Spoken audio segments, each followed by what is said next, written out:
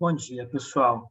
O nosso tema de hoje são os refugiados, o que os refugiados representam em termos do direito internacional, como é que os vários regimes de direitos humanos trabalharam essa questão. E, claro, é um tema que está super atual por causa da crise dos refugiados oriundos da guerra da Ucrânia. Eu vou passar para vocês alguns dados mais atualizados, porque os que eu tenho aqui no slide são dados do ano passado que ficaram obsoletos muito rápido em função do tamanho dessa crise, de tudo aquilo que ela representa, né, para a política internacional.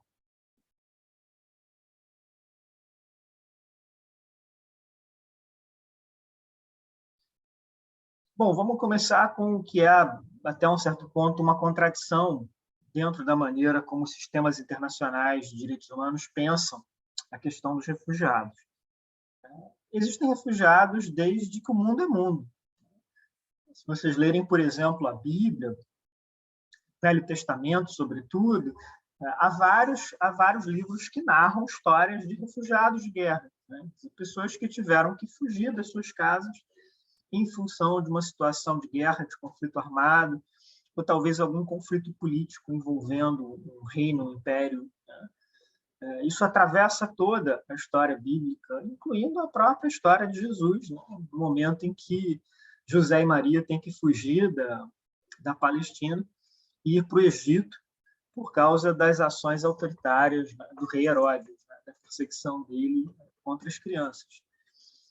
E existe um livro inteiro na Bíblia dedicado a refugiados, né? Que é o livro de Ruth, que é uma história muito bonita, né?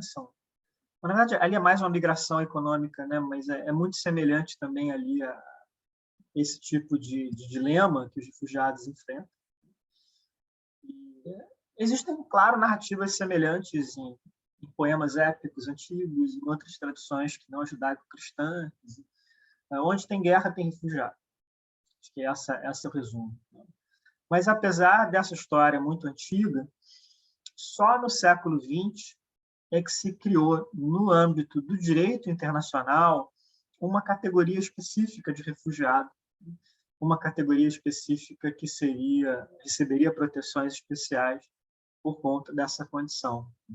Isso acontece no final da Primeira Guerra Mundial, sobretudo como uma tentativa dos europeus de absorver um grande fluxo de refugiados que estava vindo da Revolução Russa, das pessoas que estavam fugindo da Rússia por causa da tomada do poder pelos comunistas. E logo esse arranjo para receber os russos, ele vai acabar também sendo estendido para os refugiados que estão fugindo do colapso do Império Otomano no Oriente Médio, no norte da África, sobretudo aquelas minorias cristãs do Império. Então, embora os refugiados sejam aí uma realidade muito antiga, os instrumentos para lidar com o tema são, na realidade, bastante recentes. Eles têm pouco mais de 100 anos. E um dos primeiros instrumentos criados para isso, esse está no slide, que é o passaporte Nansen, da Liga das Nações, no pós-Primeira Guerra Mundial. O passaporte Nansen é um documento de identificação, é um documento de viagem internacional para aquelas pessoas que não têm um país, não tem ali um governo que possa emitir um documento como esse e autorizá-las a cruzar uma fronteira, a viajar para outro país. Então, Nansen era um explorador norueguês, né? Um homem que tinha explorado o Polo Norte e tal, mas que depois, na guerra, ele acaba se destacando muito também por trabalhos humanitários, né? Inclusive aí, todas essas questões relacionadas a refugiados. Bom, qual é a diferença, do ponto de vista do direito internacional, de um refugiado para um imigrante? Vamos dizer, faz diferença? O que tem ali de distinto de um para outro? Sim, faz diferença, porque o refugiado recebe proteções e garantias que o imigrante comum não tem. Basicamente, o imigrante comum é alguém que saiu do seu país e foi para outro, porque está buscando um salário mais alto, porque foi estudar, tem, em geral, uma motivação econômica. Não? O refugiado é alguém que deixou o seu país em função de uma perseguição política, do medo de sofrer uma perseguição desse tipo, e foi buscar abrigo em outro país. E a principal garantia que esse refugiado tem é de que ele não vai ser mandado de volta para o seu país à força. O país que o acolheu diz assim, não, eu entendo que você está fugindo de uma situação de crise, de catástrofe, então você não volta à força, você não volta contra a sua vontade para o seu país. Esse país pode até remanejar esse refugiado para um terceiro país, mas ele não volta à força para o seu país de origem. Então, isso é uma garantia muito importante. E em vários países, né, sobretudo na União Europeia, os refugiados ganham também uma ajuda financeira do país anfitrião para que eles possam se manter por lá. Isso não acontece em todos os países, mas acontece, por exemplo, na Alemanha. Então, existe toda uma luta política, né, de definir quem é que pode ser considerado refugiado ou não. Em particular, em situações limites, como a da Venezuela, que não é um país que está vivendo uma guerra, mas que vê uma catástrofe econômica tão grande ao longo dos últimos 10 anos, que é uma situação, em muitos pontos, análoga à de uma guerra. Então, isso acaba também refletindo, né, nessa dificuldade internacional, como é que a gente classifica se é migrante, se é refugiado. O caso da Ucrânia, não. O caso da Ucrânia é um exemplo típico do que é uma situação de refúgio. Né? Você está fugindo de uma guerra, você está fugindo de uma coisa ali que pode resultar na sua morte ou numa violência física muito grande contra você, contra a sua família. Mas, então, foi só a partir desse finalzinho da Primeira Guerra Mundial que se começou a ter realmente acordos internacionais específicos para lidar com refugiados e classificando os refugiados como algo à parte dos outros migrantes em termos de direito internacional, de política internacional. Isso demorou tanto a acontecer, entre outras razões, porque também até a Primeira Guerra Mundial o controle de fronteiras era muito mais frágil do que ele é hoje em dia. Por exemplo, um instrumento como o passaporte, né, que hoje para nós é absolutamente comum, ele não era muito utilizado antes da Primeira Guerra Mundial. Eram só regimes autoritários, como o regime czarista da Rússia, que exigiam um passaporte como um controle de fronteiras. Você podia, por exemplo, sair da Europa e vir para o Brasil, ir para os Estados Unidos para trabalhar, ou de lazer, o que fosse, sem precisar mostrar nenhum tipo de identificação. Então, embora a gente pense o nosso mundo atual como um mundo altamente globalizado, na realidade, em alguns aspectos, né, como nessas questões relacionadas aí a fronteiras, né, aquele mundo pré-Primeira Guerra Mundial era um mundo até mais fácil, né, de viajar, era um mundo até mais fácil de fazer esse tipo de percurso do que o nosso.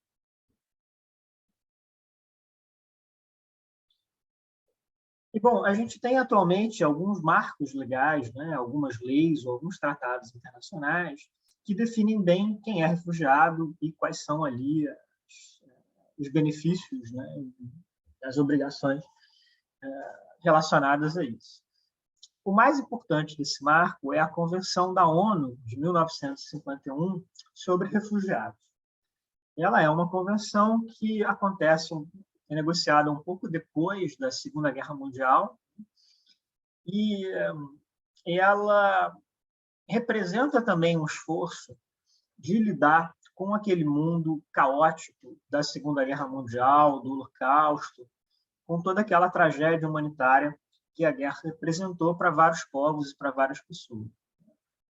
Então, ela tem um contexto muito semelhante ao da Declaração Universal dos Direitos Humanos, que nós vimos em aulas passadas, né? Ou da Convenção da ONU sobre o Genocídio. Ela é um esforço daquela nova arquitetura global de direitos humanos de responder àquele mundo de crise aquele mundo caótico ali dos anos 40. E não é por acaso que se negocia uma convenção sobre refugiados.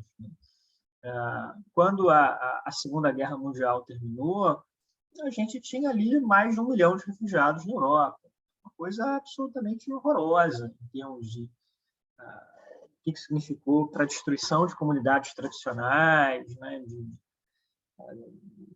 um terremoto na vida ali, de uma quantidade muito grande de pessoas. Então, era um mundo absolutamente marcado por todas essas tragédias, por todos esses dramas, né? E essa convenção da ONU, ela delimita de uma maneira muito específica quem é o refugiado. A definição é mais ou menos assim: o refugiado é uma pessoa que tem um medo bem fundamentado de perseguição em razão do seu grupo étnico, cultural, religioso ou social. Vamos ver o que essa expressão significa. Então, primeiro, o que significa um medo bem fundamentado de perseguição? Vamos dizer, por exemplo, que eu seja da etnia Tutsi, num país em que os Tutsis estão sendo perseguidos, estão sendo massacrados. Mesmo que eu, individualmente, não esteja sob perseguição, eu tenho um medo bem fundamentado de perseguição. Porque isso está acontecendo com pessoas que fazem parte ali do mesmo grupo que eu. Ou vamos dizer que eu seja um católico num país em que os católicos estão sob perseguição. Mesma coisa também. Não precisa ter o meu nome numa lista de pessoas que vão ser presas ou executadas. Se pessoas que têm um perfil semelhante ao meu estão sofrendo esse tipo de ataque, eu tenho também um medo bem fundamentado de perseguição. Eu posso também ser alguém que vai ser ali excluído, né, daquela comunidade. No entanto, essas definições da Convenção de 51, elas estão um tanto ultrapassadas. Por exemplo, elas não incluem a possibilidade de um refúgio, um reconhecimento dessas perseguições por razões de gênero ou de orientação sexual. E que, no entanto, são, hoje em dia, uma causa bastante expressiva da busca pelo refúgio.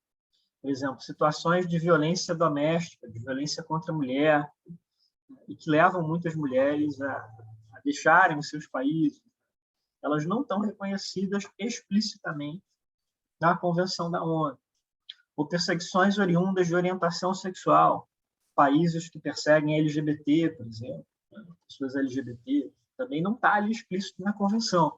Tem alguns países que reconhecem essas causas, né, que reconhecem refugiados por esse tipo de ameaça, mas não é algo que esteja garantido automaticamente.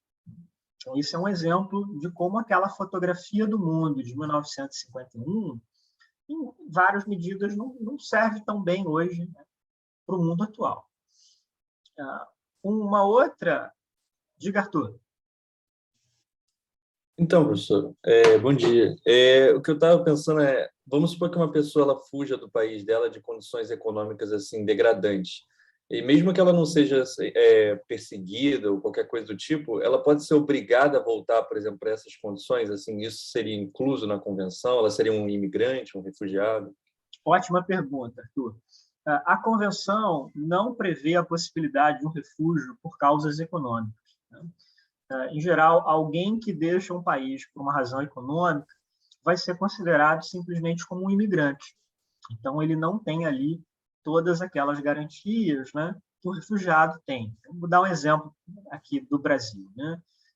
Eu tenho muitos amigos que, ao longo dos últimos 10, 15 anos, resolveram deixar o Brasil e foram morar na Europa, nos Estados Unidos, no Canadá. Em geral, eram pessoas de classe média alta aqui no Brasil, e queriam deixar o Brasil porque não estavam satisfeitos com o salário, não estavam satisfeitos com a qualidade de vida, alguns estavam preocupados com as questões ligadas à violência, né? Eles não são refugiados, eles são imigrantes econômicos. Mas e aí? Uma situação como a da Venezuela, né, que é uma crise muito mais grave que qualquer coisa que o Brasil tenha vivido, né? Ela é análoga a condições de guerra. A Venezuela é um caso limite, né, mas ele é um caso que desafia realmente essa concepção que a gente tem de refugiado. Por exemplo, a gente tem pessoas que estão saindo da Venezuela porque estão passando fome. Até ganham um salário, estão empregados, mas esse salário não era mais suficiente para comprar ali uma alimentação adequada por conta da hiperinflação que destruiu a economia do país. Oficialmente, essas pessoas, em geral, não são consideradas refugiadas. Tem algumas exceções. Tá? O Brasil, por exemplo, nos últimos anos, começou a dar mais reconhecimento de refugiados ao caso venezuelano. Eu já vou dizer qual é a base jurídica para o Brasil fazer isso. Mas, internacionalmente, em geral, os venezuelanos são considerados apenas como imigrantes, não como refugiados. Isso acabou gerando uma série de discussões, inclusive dentro da própria ONU, em que, às vezes, a agência da ONU para refugiado ela se refere aos venezuelanos como pessoas de interesse, né? People of interest, né? Quer dizer, ela fala, olha, eles não são refugiados, mas eu estou interessado nele, porque tem esse reconhecimento de que é alguma coisa muito parecida. E tem alguns estudiosos do tema, né? Por exemplo, tem um professor de Oxford, que é uma autoridade nesse tema dos refugiados, que é o Alexander Betts. Ele criou um conceito chamado Migration Survival, que é a ideia de uma migração que acontece não porque você quer um salário mais alto, mas porque você está em busca de sobrevivência, pura e simplesmente. É uma situação de emergência econômica, de catástrofe econômica, né? Mas ainda é algo muito difícil em termos ali de um arcabouço jurídico, em termos de uma resposta diplomática dos países, né? Exatamente por estar numa situação ali que representa um limite em termos desses conceitos, né? dessas bases jurídicas sobre as quais a gente pensa o tema dos refugiados. Uma outra limitação muito importante dessa Convenção da ONU de 51 é que ela só definia o refugiado como alguém que estava fugindo da Europa e dos acontecimentos... Eu já escrevi a minha resposta, só que ela não está formatada e tem umas paradas que eu quero acrescentar. Desculpa, se foi uma pergunta ou era o microfone aberto aí? Era o microfone aberto, professor, foi mal. Ok. Então, a Convenção de 51, ela só considerava refugiado alguém que estava fugindo da Europa e dos acontecimentos recentes naquele continente, quer dizer, da Segunda Guerra Mundial. E é evidente que em 51 já tinha muito refugiado de outras partes do mundo. Tinha uma crise de refugiados fortíssima no Oriente Médio, por exemplo, na Guerra de Independência de Israel. Tinha uma crise de refugiados terrível, até maior do que a Europa, no subcontinente indiano, no processo de partilha entre a Índia e o Paquistão, né, envolvendo ali também a criação daqueles dois países. Então, foi uma opção política de só considerar o refugiado como alguém que estava ali, né, na própria Europa. E é claro que essa convenção já nasceu obsoleta nesse aspecto. E aí, nos anos 60, houve um protocolo adicional que passou a considerar essa definição de refugiado como universal no tempo e no espaço. Então, qualquer pessoa em qualquer parte do mundo pode ser considerada refugiada, contanto que ela atenda aqueles requisitos, né, de estar sofrendo uma perseguição bem fundamentada, etc. Só que tem muitos países que não aderiram a esse protocolo de 67. Por exemplo, a Turquia. A Turquia continua a usar ali aquela definição antiga que só é refugiado se for europeu. Isso é um problema muito grave, porque a Turquia, hoje, é um dos países que mais acolheu refugiados, sobretudo da guerra civil na Síria. Mas esses sírios que vivem na Turquia não são considerados refugiados. Eles têm ali outras categorias, né? Trabalhadores temporários, trabalhadores convidados, e não têm as mesmas proteções que um refugiado desfruta. Então, olha como isso pode ser um problema. Bom, no caso brasileiro, e da América Latina como um todo, né, a gente tem uma definição de refugiado na região que é mais ampla do que aquela adotada na ONU, que ela pode dar margem ali para aceitar mais pessoas como refugiados, né? Essa definição vem de uma série de acordos da América Latina, mas, sobretudo, um acordo chamado Convenção de Cartagena, né? Então, o que é a Convenção de Cartagena?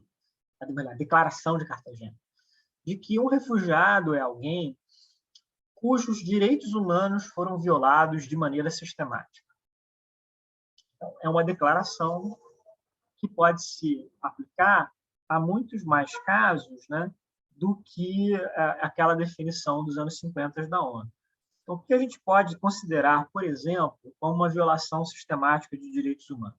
Eu vou usar o caso dos venezuelanos, porque isso é exatamente aí o que eles estão propondo, né, para serem considerados refugiados aqui no Brasil. Vamos dizer, por exemplo, que eu sou um venezuelano e eu não tenho ali assistência médica por parte do meu governo. Então, que eu levei meu filho para tomar uma vacina e não tinha ali nenhum tipo de remédio, né, de medicamento disponível ali para mim, né? Ou então eu não tenho segurança pública porque, enfim, a polícia não está funcionando, etc., né? E eu estou ali numa situação absolutamente precária nesse aspecto, né? Então, é um quadro, né, que permite ali muito mais pessoas serem consideradas como refugiados, né? E isso é muito diferente dessa definição da ONU, porque ela representa também uma certa percepção de que a realidade latino-americana é outra, né? De que a gente tem muito mais aqui também essa instabilidade política crônica, né? Ou crises econômicas muito profundas, que não são uma situação de migração normal, né? E o Brasil regulamentou, né, essa declaração de Cartagena pela nossa lei de refúgio, que é uma lei de 1997. Os anos 90 no Brasil foram muito importantes em termos do marco jurídico, porque é o momento em que a gente incorporou na nossa legislação nacional muitas coisas dos tratados internacionais de direitos humanos, e é também o momento em que o Brasil aderiu a muitos desses tratados, né? No momento da redemocratização, né? Em que o Brasil está se consolidando ali como um ator global que joga de acordo com as regras, né, desse jogo. E a gente mudou recentemente, em 2017, a nossa lei migratória. Até então, a gente estava usando uma lei dos anos 80, o Estatuto do Estrangeiro, que ainda era uma lei da ditadura. Então, só com essa nova lei de migração, a gente atualizou a maneira como a gente pensa questões migratórias, passando a encará-las, sobretudo, numa perspectiva de direitos humanos, numa perspectiva social. O Estatuto do Estrangeiro ainda era algo muito voltado para preocupações de segurança nacional, de encarar o estrangeiro no Brasil como um problema, né? Como alguém ali que podia criar um risco para o Brasil, criar ali uma ameaça para o país, né? Agora, notem que o Brasil tem muito poucos estrangeiros vivendo aqui. Por exemplo, alguém arrisca qual é o número de estrangeiros que vivem no Brasil?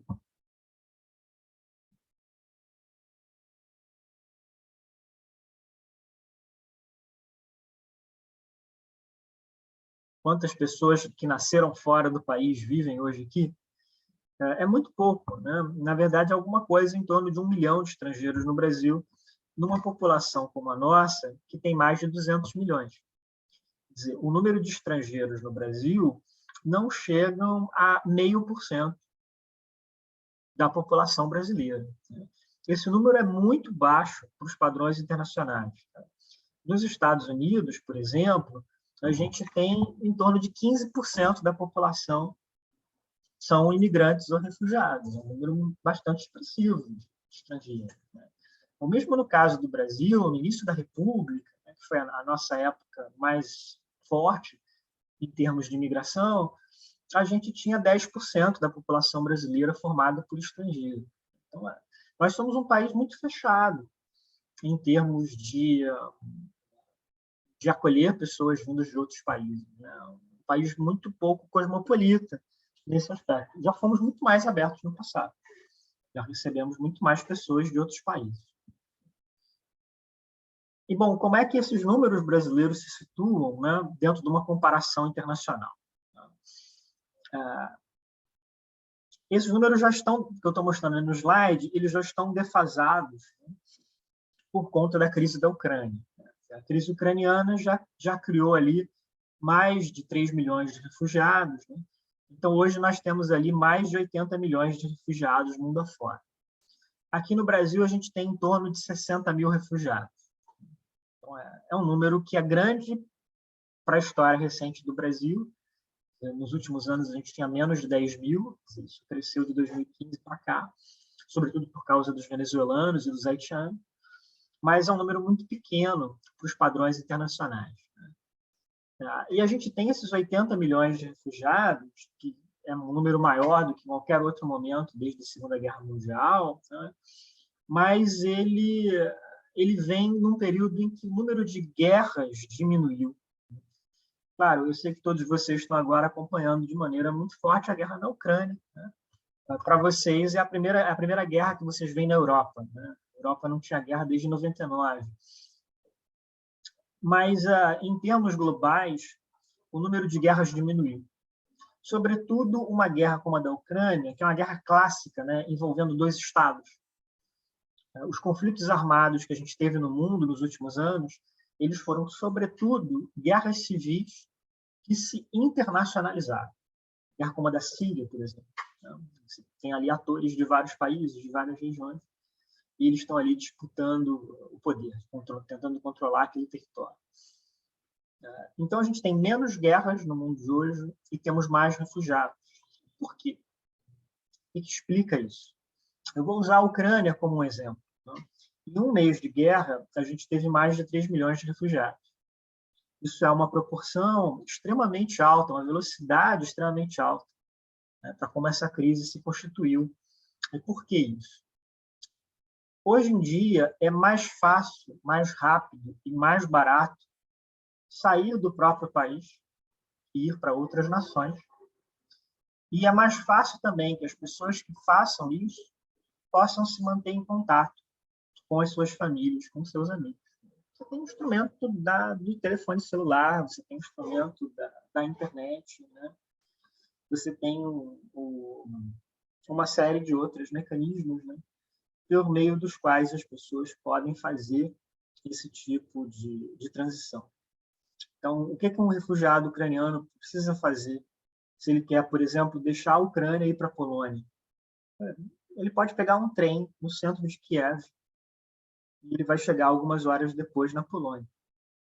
Se ele mora mais próximo da fronteira, talvez ele possa até fazer isso a pé ou no seu carro. É muito mais fácil, é muito mais barato fazer esse tipo aí de percurso, né? E por meio de um telefone celular, de uma conexão à internet, essa pessoa pode postar uma foto para a família, dizer, olha, eu cheguei, eu estou em segurança. Ela pode se manter em contato com a família, né, conversando ali pelo telefone, pelo Skype, que seja. Isso tudo é uma comunicação muito mais fácil, muito mais rápida do que a gente tinha no passado, quando as pessoas dependiam de cartas que levariam meses, né, até chegarem, onde todo esse processo até de angariar informações, né, sobre aquele lugar, sobre aquele país, era muito mais lento, era muito mais difícil, era muito mais caro. Né? Então, a gente tem essa diferença. Né? E temos também uma mudança na própria guerra, né? Quer dizer, nessas guerras civis devastadoras que a gente vê na Síria, no Iêmen, a população civil não é meramente um dano colateral, não é só um acidente. E ela é um alvo prioritário de grupos como o Estado Islâmico, de grupos como os talibãs no Afeganistão. Então, é natural também que um país em que grupos como esse, né, tenham alguma possibilidade de chegar no poder, as pessoas vão ficar assustadas, vão ter medo e vão tentar sair de lá. Isso que a gente vê também aí mundo afora, em vários lugares. E, bom, muitas vezes também, né, os nossos estereótipos dos refugiados são o de uma pessoa de um país muito pobre que foi para um país rico, virou refugiada na França ou nos Estados Unidos. Né? Esse estereótipo é errado.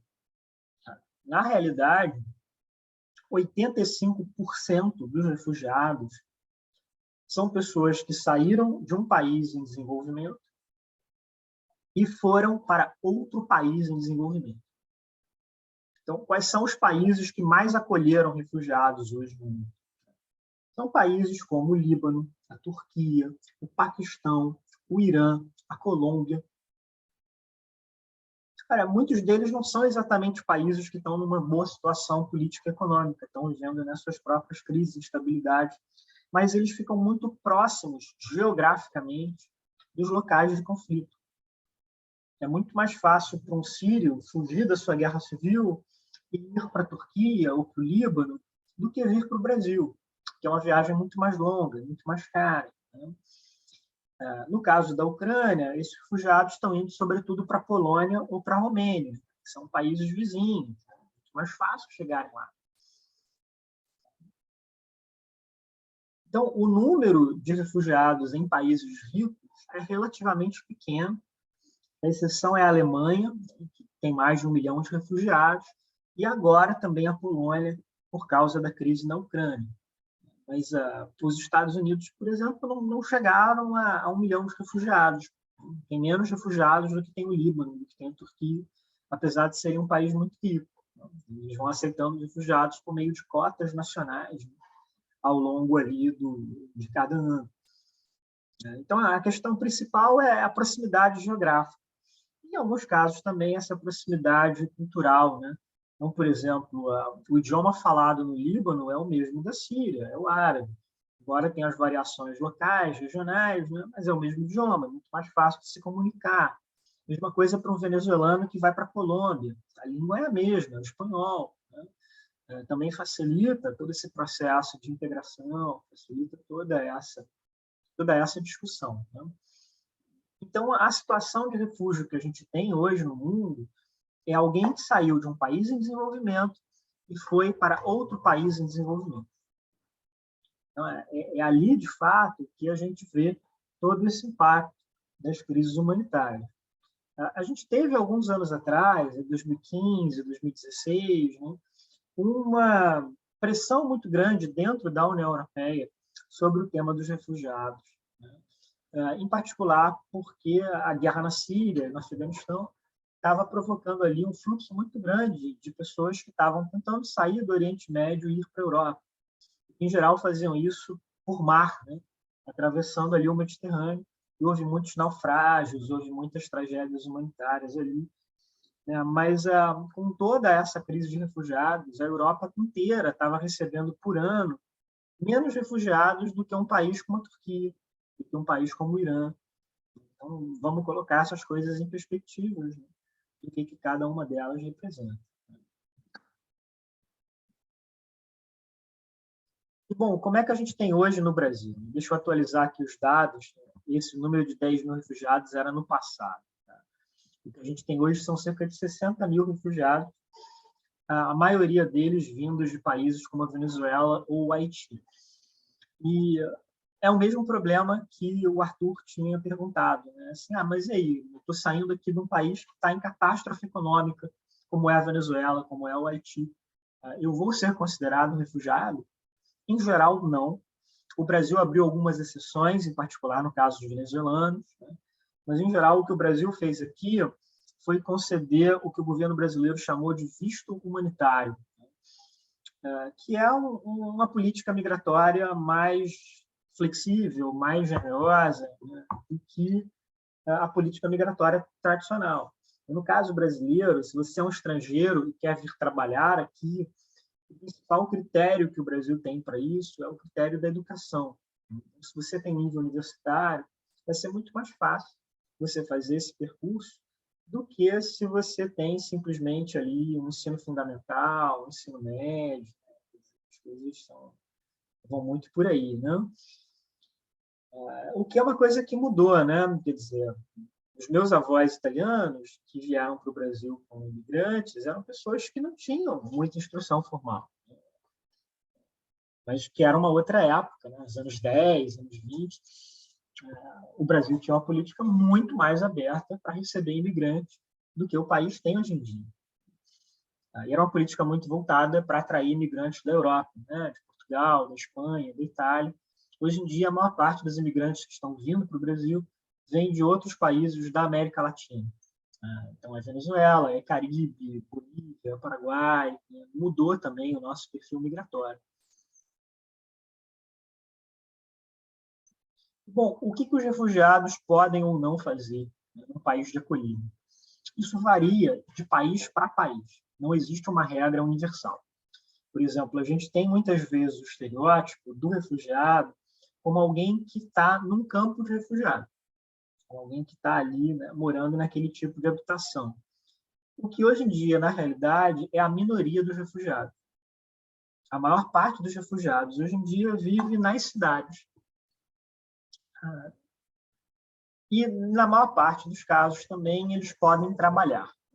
Alguns países proíbem os refugiados de trabalhar, sobretudo países africanos, porque tem essa pressão política, né, de que os refugiados seriam ali uma concorrência desleal com as pessoas do próprio país.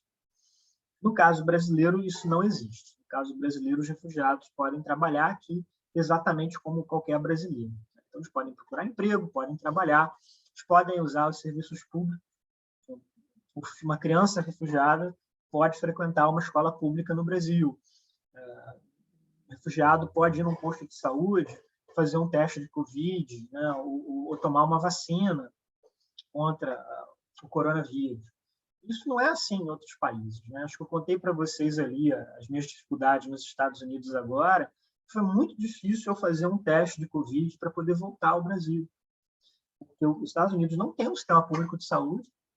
Então, o máximo que eu podia fazer era ir numa farmácia e comprar um self-test, né? Um teste que eu mesmo faço, mas ele não tem valor para embarcar no avião. Tive que ir numa clínica particular e pagar caro, paguei $100, né? Na época era mais de R$ 500, para fazer um teste que aqui no Brasil eu faço em qualquer posto de saúde de graça, né? Então, é uma outra maneira, né, de pensar a política pública, de pensar a política de saúde, né? Então, no caso brasileiro, os refugiados podem usar qualquer serviço público no Brasil e podem, inclusive, pleitear o ingresso nos programas sociais. No antigo Bolsa Família, no atual Auxílio Brasil, eles são elegíveis também para receberem esse tipo de auxílio. E eles podem morar onde eles quiserem, no limite das suas possibilidades financeiras. Então, o Brasil não tem campos de refugiados. O máximo que a gente tem na fronteira com a Venezuela são alguns abrigos em que pessoas que estão cruzando a fronteira podem passar algumas noites ali, enquanto elas estão tentando se reorganizar aqui no Brasil, enquanto elas estão buscando aqui uma maneira de tentar viver a sua vida, né? Tentar se reinventar. Então, o Brasil tem uma política que é bastante generosa do ponto de vista internacional para a acolhida dos refugiados, né? A gente não cria nenhum empecilho, né? A gente não tem ali nenhuma proibição, nenhum grande obstáculo, né? Agora, existem algumas lacunas, né, dentro do que é essa política brasileira de refugiados. Vamos ver aqui um pouco dela, né? Primeiro, o Brasil não tem nenhum tipo de auxílio financeiro automático para o refugiado. Então, alguém que chega como refugiado aqui no Brasil vai depender das suas economias ou de receber algum tipo de apoio filantrópico. Por exemplo, os sírios que estavam vindo aqui para o Brasil, eles recebiam algum apoio da comunidade árabe que a gente já tem aqui no país instalado, né, há muitos anos. Mas era algo voluntário, né? Não era uma política pública brasileira. No caso dos venezuelanos, e acho que ainda mais grave, como eles tiveram muitos anos de hiperinflação, as suas economias foram absolutamente devastadas. Eu conheci muitos venezuelanos no Brasil que vinham de famílias de classe média, média alta na Venezuela, e eles tinham basicamente gastado todas as suas economias para poder sair da Venezuela, para poder vir ao Brasil. Muito mais difícil, né? Um outro problema aqui no Brasil é que a gente não tem abrigos, né? Com essas poucas exceções, como estão lá na fronteira com a Venezuela. Então, essa falta de abrigo empurra também os refugiados para uma situação de precariedade muito grande, que eles vão depender muito também desse auxílio filantrópico. Então, por exemplo, tem uma igreja em Botafogo, tem um padre que se envolveu muito nessa questão da acolhida dos refugiados. Então, ele abrigou muita gente lá na igreja. Os refugiados estavam dormindo por lá. Tem o caso de organizações da sociedade civil, como a Caritas, que acolhem muitos desses refugiados, eles alugam muitas vezes ali, né, casas para eles, né, sobretudo na zona norte do Rio de Janeiro, bairros como Braz de Pina, por exemplo. Mas também é uma coisa, né, de caridade privada, de filantropia, e não uma política social brasileira. Então, isso é também ali uma dificuldade. Um outro problema é que a gente não tem muitos funcionários públicos no Brasil especializados nesse processo de atendimento aos refugiados, ou mesmo de identificação de quem é refugiado aqui no Brasil. Então, a gente tem hoje em dia alguma coisa apenas em torno de uma dúzia de funcionários fazendo esse trabalho de entrevistar as pessoas, se elas são refugiadas ou não. E como é que isso funciona? Alguém que chega um estrangeiro que chega no Brasil e quer ser reconhecido como refugiado, ele tem que procurar a Polícia Federal e fazer essa solicitação de asilo aqui no Brasil. Então, ele vai preencher um formulário muito longo, contando ali a história da vida dele, o que aconteceu com ele no seu país e tal. E depois, em algum momento, ele vai ser chamado para uma entrevista. Esse processo demora anos. São apenas 12 funcionários e tem milhares de casos para serem analisados. Por exemplo, não sei se vocês chegaram a conhecer o Luciano, que era um aluno nosso do mestrado, do doutorado. Ele se doutorou pela UERJ no ano passado. E o Luciano chegou ao Brasil como um solicitante de refúgio da Costa do Marfim, fugindo da Guerra Civil da Costa do Marfim. O processo de reconhecimento do refúgio do Luciano demorou tanto tempo que ele acabou se naturalizando cidadão brasileiro antes de ter uma resposta do governo brasileiro se ele era ou não refugiado. Então, ele já é agora cidadão brasileiro. E mas antes de ter terminado ali todo o trâmite burocrático dele. Né? Como esse processo demora, são muitos anos. Né? E a gente não tem também muito esses funcionários falando idiomas estrangeiros, falando, por exemplo, árabe, ou falando o creole, né, que é a língua falada no Haiti. Então, muitas vezes também essa comunicação com o solicitante de refúgio, ela pode ser muito difícil, que também dificulta, né, todo esse atendimento, todo esse processo. É um trabalho duro, você está lidando com pessoas que viveram situações de trauma muito profundas, perseguições, ocasionalmente prisão, tortura. Né? Então, você tem que ter um treinamento até psicológico muito bem feito, né? Para lidar com todas essas pessoas. Né? Então, alguém que tenha, por exemplo, lá, uma cicatriz no braço, né? Que pode ser fruto, né, desse tipo de perseguição e tal, você não pode perguntar de qualquer maneira para ela, né, como é que veio ali, né, aquele ferimento. Né? Tem todo ali um cuidado. Isso é um desafio grande no caso brasileiro. E, bom, quando eu falo sobre esse tema, né, e teve um momento aí nos últimos anos em que eu trabalhei muito fortemente com questões ligadas a refúgio, eu sempre botava essa pergunta também, assim, por que ajudar os refugiados? Você pode me responder simplesmente dizendo, olha, isso é uma questão ética, né? Ajudar o próximo, né? Para ajudar alguém que está precisando. Na verdade, esteticamente você está correto. Mas acho que tem razões também políticas e econômicas pelas quais esse tipo de apoio é importante para um país, para uma sociedade. A primeira é que os refugiados ajudam a gente, aí estou pensando muito da realidade brasileira, eles ajudam a gente a ampliar os nossos horizontes culturais. O Brasil está um país muito fechado para questões ligadas à imigração, que é importante a gente receber pessoas de mais países, de mais culturas, né? Porque, em grande medida, o que vai determinar o nosso sucesso profissional nos próximos anos é a nossa capacidade de operar como profissionais de relações internacionais num mundo mais global, num mundo mais diverso, que aprender a navegar por essas várias culturas vai ser algo muito importante. Então, como é que a gente lida com isso? E os refugiados trazem para o Brasil novas habilidades e novos conhecimentos. Por exemplo, um dos casos mais bem-sucedidos que a gente tem aqui no Brasil de integração dos refugiados à sociedade brasileira são cursos de idiomas. Você aprende espanhol com um professor que é refugiado da Venezuela. Você aprende árabe com um professor que é refugiado da Síria. Esse professor não vai te ensinar só a língua dele. Ele vai te passar muito também da história do país dele, da história da cultura dele. Então, isso é um momento também de aprendizado. Isso é um momento também de absorver todas essas várias experiências. É uma questão da gastronomia. Aqui no Rio de Janeiro, junto das estações do metrô, ficou comum a gente ver, por exemplo, as barracas vendendo comida árabe. Isso foi um negócio montado por refugiados sírios no Brasil. Procuraram se integrar na cidade brasileira por meio da comida árabe.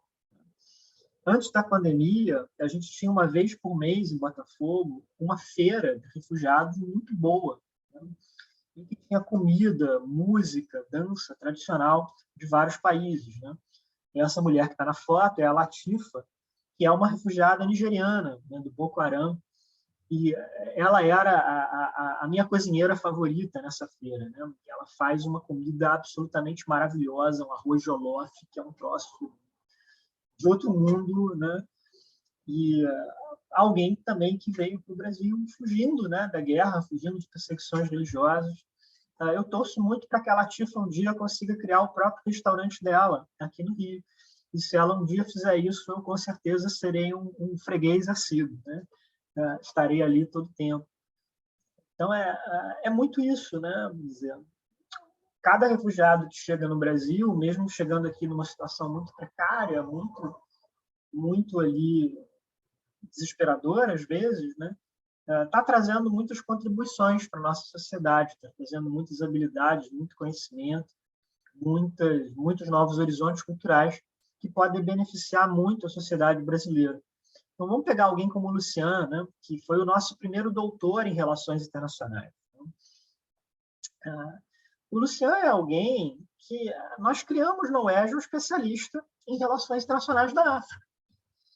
E alguém que pode assumir esse papel de professor, de pesquisador, em várias instituições no Brasil. Ele agora é cidadão brasileiro, ele tem uma noiva brasileira. Né? Então, eu sinto muito orgulho, né, do que a UERJ representou na história dele, né, do que o curso de Relações Internacionais representou para ele. E torço para que tenhamos mais casos. Né?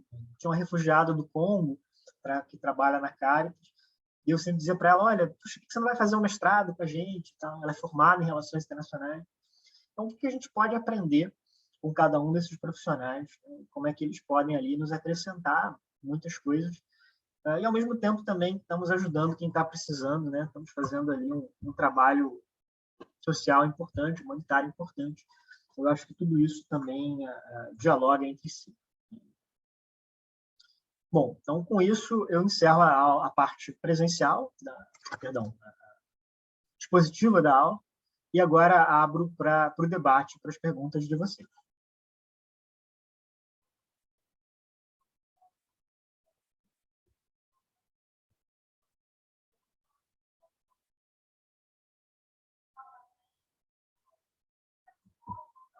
Vamos lá? Perguntas, comentários?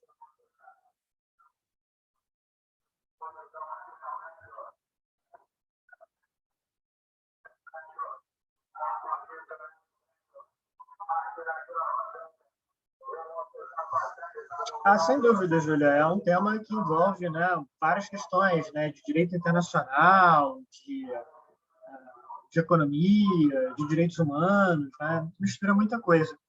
O meu ponto para vocês é de como essa questão dos refugiados, do ponto de vista do direito internacional, é algo relativamente recente, né, um pouco mais de 100 anos, e o momento que a gente está vivendo hoje, né?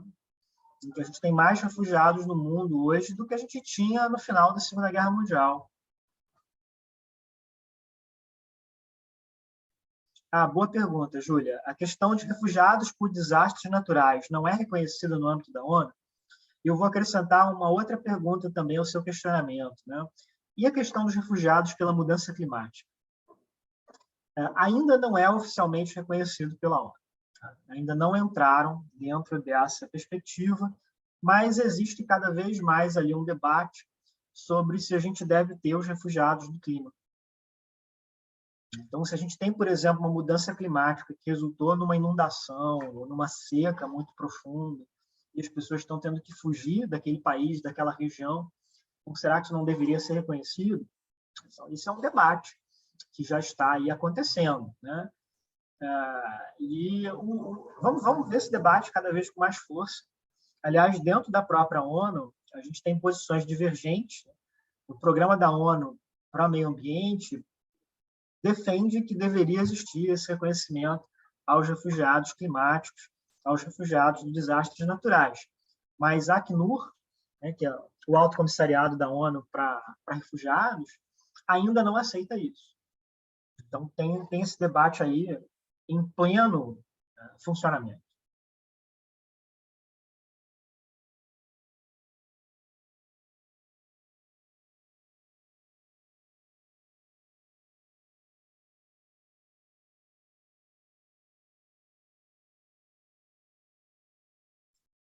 Mais perguntas?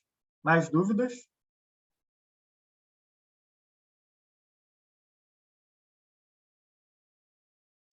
Professor, eu li uma matéria na Piauí e aí estava falando sobre o processo de refugiados congoleses, né, que estão principalmente depois da morte do Moise, mas não só por causa disso, mas era um movimento que já estava acontecendo. E aí tem relatos das pessoas que trabalham nessas organizações tipo Caritas e tal. E aí fala sobre esses refugiados que eles estão saindo do Brasil e tentando, por exemplo, caminhos super perigosos ali, né, até por meio da Amazônia, pela Colômbia e tal, para ir para os Estados Unidos. Você diria que não só a gente não está recebendo esses refugiados, como também a gente está expelindo, sabe, expulsando eles, de certo modo? Ótima pergunta, Arthur. Bom, primeiro, que bom que você é um leitor da Piauí, né? É a melhor revista do Brasil, de longe, e é uma super revista para qualquer pessoa ler aqui, independente de estar estudando relações internacionais ou não. O que essa reportagem descreveu realmente é um cenário que está muito forte agora em 2022, que a gente está vivendo uma crise migratória nos Estados Unidos, de pessoas que estão saindo de vários países da América Latina e tentando entrar nos Estados Unidos. Então, isso tem acontecido do Haiti, do México, e também pessoas que estão saindo aqui do Brasil e fazendo todo esse percurso até chegar à fronteira americana. Bom, por que isso está acontecendo? A gente tem um contraste grande entre uma crise econômica bastante forte em vários países da América Latina e uma economia americana que, apesar da pandemia, está vivendo um momento muito bom. Então, uma coisa que me impressionou muito nos Estados Unidos, né, quando eu estive lá agora em fevereiro, é muito comum em Washington entrar ali nas lojas, nos restaurantes, nos bares, né, e ver aqueles cartazes de precisamos de garçom, precisamos de vendedor, precisamos de cozinheiro, mande o seu currículo. Olha, eu vi dezenas de cartazes como esses em Washington. O desemprego está muito baixo nos Estados Unidos e tem uma demanda enorme por trabalhadores em várias áreas. Puxa, quando foi a última vez que a gente viu alguma coisa assim no Brasil? Há muito tempo. Não? Então, tem esse estímulo para pessoas saírem de outros países, né, e irem para os Estados Unidos. Isso está acontecendo, inclusive, aqui do Brasil. Então, as causas no Brasil são principalmente econômicas. Né? A nossa economia está vivendo um momento ruim, com desemprego muito alto. Então, isso é um incentivo para que os refugiados e os migrantes econômicos que estejam aqui no Brasil procurem trabalho em outros lugares. Mas isso vem agravado também por situações de xenofobia, de violência, que têm ocorrido com alguma frequência aqui no Brasil, particularmente contra refugiados negros, contra refugiados do Congo, do Haiti, inclusive casos de assassinato, como foi o caso do Moise, né, que é algo absolutamente chocante, né, e que, inclusive, bate muito com a visão que nós temos do Brasil ser um país mais acolhedor, mais aberto. Né? Acho que a realidade é um pouco mais complexa do que isso. Né? A gente tem elementos muito fortes de racismo, de xenofobia presentes no Brasil em vários momentos, e se manifestam de maneira mais dura contra os refugiados. Caio, você está com a mão levantada?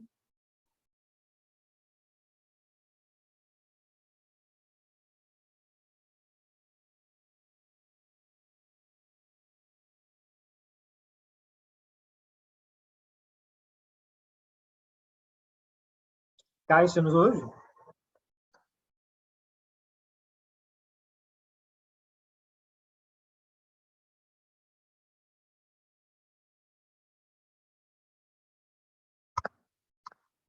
Bom, então, enquanto o Caio não responde, a pergunta da Júlia aqui no chat, né? Em que ela está descrevendo essa situação na Europa, né? Em que muitos países não acolheram refugiados e deixaram que eles morressem para que eles não podem ser julgados pelo direito internacional. Vamos lá. Toda pessoa tem o direito de pedir asilo em outro país, mas o país não é obrigado a aceitar aquela pessoa, mesmo que ele reconheça que aquela pessoa está sendo perseguida, né, de que ela se qualifica como refugiada. No entanto, se um país reconhece que uma pessoa é refugiada, ele não pode mandar essa pessoa de volta para o seu país de origem. Então, mesmo que ele resolva não acolher aquela pessoa, ele teria que remanejá-la para um outro país em que ela estivesse segura. Então, isso é um dilema político, né, para muitos países. E é claro que esse processo todo de reconhecimento dos refugiados, né, ele é sujeito a muitas falhas, a muitas decisões arbitrárias. Muitas vezes são refugiados que estão chegando nos países estrangeiros sem documentação detalhada, sem ter ali documentos que possam provar, né, aquilo que eles estão dizendo. É muito difícil, é muito complicado. Por exemplo, eu coloquei para vocês no programa do curso a sugestão de um filme com uma atividade assíncrona, um filme italiano muito bom, chamado Terra Ferma, e que é uma história de uma ilha italiana, a ilha de Lampedusa, que fica entre o pé da bota da Itália e a costa norte da África. Então, ela é, com muita frequência, o primeiro ponto de parada de africanos que estão tentando chegar na Itália como refugiados ou como imigrantes. E ela virou ali palco dessa crise global de refugiados, né, dessa crise de refugiados na Europa. E esse filme coloca em conflito uma família de pescadores dessa ilha, que quer acolher esses refugiados, e o governo italiano, que não quer, está tentando devolvê-los, né, de volta ali para a África. Então, a União Europeia fez acordos com governantes em países como a Líbia ou como a Turquia, exatamente para pedir a esses governos que segurassem os refugiados dentro das suas próprias fronteiras e que não deixassem eles chegarem até a Europa. Então, a União Europeia fez um acordo desse com o Gaddafi, na Líbia, fez um acordo assim com Erdogan, na Turquia. Então, a União Europeia dava dinheiro para esses governos e, em troca, esses governos tentavam segurar os refugiados ali dentro do seu próprio território. Então, é claro que isso é uma violação ali desses princípios básicos, né, ali da gestão humanitária, né? Se não ali do texto dos tratados, né? Pelo menos ali do espírito, né? Do espírito de acolhida. Vamos lá, Caio, você pode perguntar agora? Olá, Maurício, tudo bem? Bom dia. Bom dia. Eu fiquei pensando na relação entre países democráticos e países autoritários, né? Como cada regime contempla os refugiados. Eu pensei no caso da China. A China é um país global que recebe, com certeza, um número muito grande de imigrantes, de pessoas a trabalho, né? E de viagens internacionais. E a China, ela persegue algumas minorias, né? E tem esse debate, né? Ainda mais com os países ocidentais acusando e tal. Como que a China atua com os refugiados? É uma ótima pergunta, Caio. Em geral, os países do leste da Ásia recebem muito poucos refugiados. Não só um país autoritário como a China, mas também países democráticos como o Japão ou como a Coreia do Sul. A Coreia recebe só refugiados da Coreia do Norte, né? Praticamente. E os japoneses, pouquíssimos refugiados de qualquer parte do mundo. Agora é que eles estão recebendo um pouco mais refugiados ucranianos. Mas é uma coisa muito forte do sistema político deles, da cultura política deles, embora no passado a China tenha sido um país muito mais aberto para refugiados. A China de 100 anos atrás recebeu muitos refugiados da Rússia, recebeu muitos refugiados judeus, né? Mas era uma outra época, era um outro momento da vida política social chinesa. É bem diferente. Então, tem também essas várias variações regionais, né? Se um país é mais ou menos aberto a essa questão dos refugiados, e isso, surpreendentemente, pode ser independente dele ser uma democracia ou uma ditadura. A gente tem países autoritários, como a Turquia, o Paquistão, o Irã, que são muito acolhedores para refugiados, por conta dessa política regional, né? Que eles estão recebendo ali pessoas que estão fugindo de conflitos nas vizinhanças. E podemos ter países democráticos, como o Japão, que são bastante fechados para receber refugiados. Entendi, obrigado, Maurício. Mais perguntas? Mais comentários?